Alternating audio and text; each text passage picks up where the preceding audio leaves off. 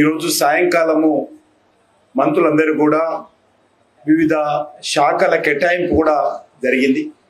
ఇందులో కొంతమేరకు మాత్రము కొన్ని శాఖల మార్పు జరిగాయి. ప్రముఖమైనటువంటి శాఖలకు సంబంధించి పాత మంత్రులే కొనసాగుతున్న విషయం మీకు అందరూ తెలుసు. మన ఉభయ తెలుగు రాష్ట్రాలకు సంబంధించి ఆంధ్రప్రదేశ్ నుంచి క్యాబినెట్ మినిస్టర్గా నిన్న ప్రమాణ స్వీకారం చేసినటువంటి రామ్మోహన్ నాయుడు గారు సివిల్ ఏవియేషన్ పౌర విమానయాన శాఖగా వారు మరి కేటాయింపులు చేయడం జరిగింది వారికి. అదేవిధంగా సహాయ మంత్రిగా ప్రమాణ స్వీకారం చేసినటువంటి బండి సంజయ్ కుమార్ గారికి హోంశాఖ సహాయ మంత్రిగా వారికి శాఖ కేటాయింపు చేయడం జరిగింది. అదేవిధంగా చంద్రశేఖర్ గారు గుంటూరు నుంచి వచ్చినటువంటి వారికి గ్రామీణ అభివృద్ధి అండ్ కమ్యూనికేషన్ మంత్రిత్వ శాఖలు వారికి సహాయ మంత్రిగా వారికి కేటాయింపడం జరిగింది.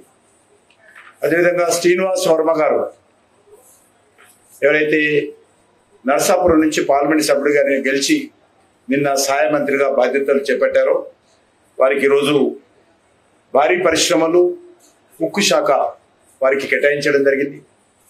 అదేవిధంగా ప్రధానమంత్రి గారు నాకు కూడా ఈరోజు చేంజ్ చేసి కోల్ అండ్ మైన్స్ ఈ రెండు మంత్రిత్వ శాఖలకు సంబంధించినటువంటి బాధ్యతలు coal ministry and mines ministry ఈ రెండు మినిస్ట్రీలకు సంబంధించినటువంటి బాధ్యతలు నాకు అప్పగించడం జరిగింది. 1-2 రోజుల్లో బాధ్యతలు చేపట్టిన తర్వాత అధికారులతో చర్చించి 100 రోజుల్లో ఎజెండా ఏంటి, రానున్న రోజుల్లో ఏ రకంగా మరి ఈ రెండు మంత్రిత్వ శాఖల గురించి వివరాలు తెలుసుకొని మరి దానిపైన కార్యాచరణ ప్రణాళిక రూపొందిస్తాము. ముఖ్యంగా దేశంలో పవర్ కానీ ఎనర్జీ కానీ వీటికి సంబంధించి కోలే ప్రధానమైనటువంటి కీలక పాత్ర పోషిస్తున్న విషయం మీకు తెలుసు. అనేక దేశ అభివృద్ధిలో బొగ్గు చాలా కీలక పాత్ర పోషిస్తుంది. కాబట్టి దానికి సంబంధించినటువంటి బొగ్గు గనుల కేటాయింపులు కావచ్చు, బొగ్గు తవ్వకాలు కావచ్చు, వాటి సరఫరా కావచ్చు, ఎన్వైరన్మెంట్ పరిస్థితి కావచ్చు, పనిచేస్తున్నటువంటి లక్షలాది మంది కార్మికుల సంక్షేమం కావచ్చు, ఇవన్నీ కూడా కోల్ మినిస్ట్రీలో చేయాల్సి ఉంటుంది.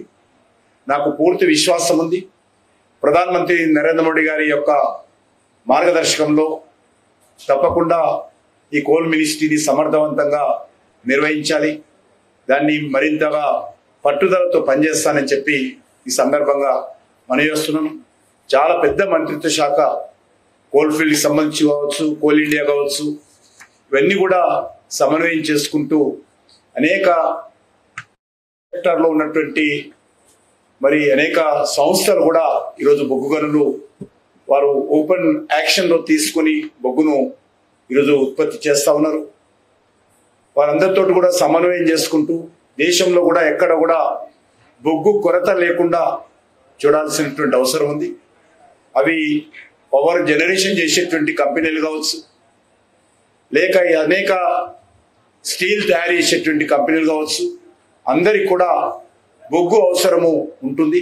కాబట్టి దీనికి సంబంధించినటువంటి విషయంలో నేను పూర్తిగా అవగాహన చేసుకున్న తర్వాత ఆ పని మొదలు పెడతాను. ప్రధానమంత్రి గారు ఎంతో విశ్వాసంతో మరి ఈ రెండు ప్రధానమైనటువంటి శాఖలు నాకు ఇవ్వడం జరిగింది. అలాగనే ఈరోజు మైన్స్ డిపార్ట్మెంట్ కూడా ఎక్కువ రాష్ట్ర ప్రభుత్వ ఆధ్వర్యంలో మైన్స్కి సంబంధించినటువంటి ఇసుక నుంచి మొదలు పెడితే అనేక రకాల మైనింగ్ చేసేటువంటి బాధ్యత రాష్ట్ర ప్రభుత్వాల మీద ఉన్నది. అన్నిటి కూడా ఇసుక ఆ యొక్క రాష్ట్ర ప్రభుత్వాల ఆధ్వర్యంలోనే అనుమతులు ఇస్తారు. కానీ కొన్ని ఇతర ఖనిజాలు ఏవైతున్నాయో వాటన్నిటిని కూడా మరి తవ్వకాలు చేయాలన్నా వాటికి సంబంధించినటువంటి ఉత్పత్తులకు సంబంధించి మరి అనేక రకాల పాలసీ తయారు చేసేటువంటి విభాగమే ఈరోజు మైన్స్ శాఖ. దాని ద్వారా కూడా మరి ఈరోజు మరి దేశానికి చాలా ఉపయోగపడేటువంటిది.